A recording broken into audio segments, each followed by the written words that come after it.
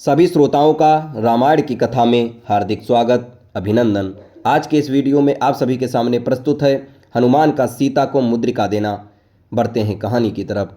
सीता के वचन सुनकर वानर शिरोमणि हनुमान जी ने उन्हें सांत्वना देते हुए कहा, देवी, मैं श्री रामचंद्र जी का दूत हनुमान हूँ और आपके लिए संदेश लेकर आया हूँ। विदेह नंदिनी श्री रामचंद्र और लक्ष्मण सकुशल हैं और उन्होंने आपका कुशल समाचार पूछा है। रामचंद्र जी केवल आपके वियोग में दुखी और शोकाकुल रहते हैं।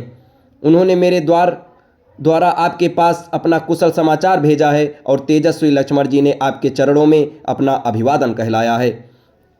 पुरुष सिंह श्री राम और लक्ष्मण का समाचार सुनकर देवी सीता के संपूर्ण अंगों में हर्षजनित रोमांच हो आया और उनका मुरझाया हुआ हृदय कमल खिल उठा।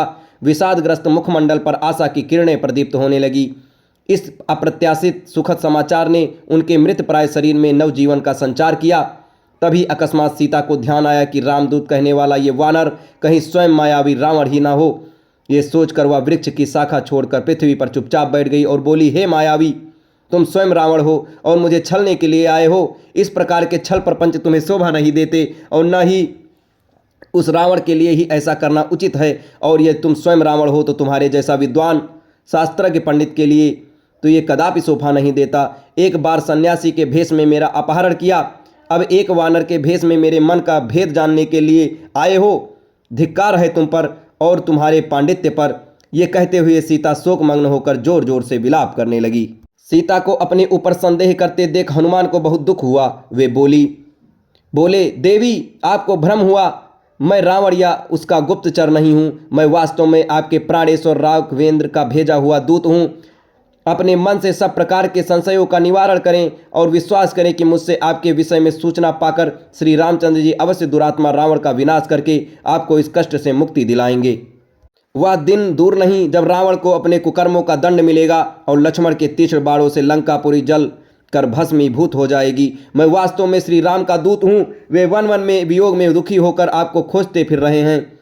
मैं फिर कहता हूँ कि भरत के भ्राता श्री रामचंद्र जी ने आपके पास अपना कुशल समाचार भेजा है और शत्रुघ्न के सहोदर भ्राता लक्ष्मण ने आपको अभिवादन कहलवाया है। हम सबके लिए ये बड़े आनंद और संतोष की बात है कि राक्षस राज के फंदे में फंसकर भी आप जीवित हैं।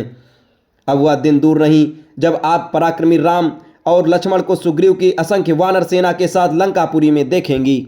वानरों के स्वामी सुग्रीव रामचंद्र जी के परम मित्र हैं। मैं उन्हीं सुग्रीव का मंत्री हनुमान हूँ, न कि रावण या उसका गुप्तचर। जैसा कि आप मुझे समझ रही हैं, जब रावण आपका हरण करके ला रहा था उस समय जो वस्त्राभूषण आपने हमें देखकर फेंके थे वे मैंने ही संभाल कर रखे थे और मैंने ही उन्हें राघव को दिए थे। उन्हें देखकर रामचंद्र जी वेदना से व्याकुल होकर विलाप करने लगे। अब भी वे आपके बिन 6 वन में उदास और उन्मत्त होकर घूमते रहते हैं।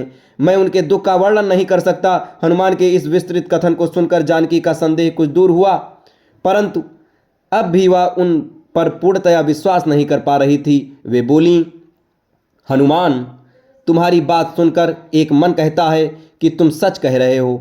मुझे तुम्हारी बात पर विश्वास लेना चाहिए, परंतु मायावी रावण के छल प्रपंच को देखकर मैं पूर्णतया आश्वस्त नहीं हो पा रही हूँ।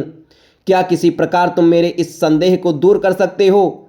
सीता जी के तर्कपूर्ण वचनों को सुनकर हनुमान ने कहा, हे महाभागे, इस मायावी कपटपूर्ण वातावरण में रहते हुए आपका हृदय संकालु हो गया है। इसके लिए मैं आपको दोष नहीं दे सकता, परंतु आपको ये विश्वास दिलाने के लिए मैं वास्तव में श्री रामचंद्र जी का दूत हूँ। आपको एक अकाट्य प्रमाण देता हूँ। रघुनाथ जी भी ये समझते थे कि संभव है कि आप मुझ पर विश्वास न करें। उन्होंने अपनी ये मुद्रिका दी है, इसे आप अवश्य पहचान लेंगी। ये कहकर हनुमान जी ने रामचंद्र जी की वह मुद्रिका सीता को दे दी जिस पर राम का नाम अंकित था। अब इसके आगे की कथा आपको अगले वीडियो में बताई जाएगी। तब तक हमारे साथ बने रहें। धन्यवाद।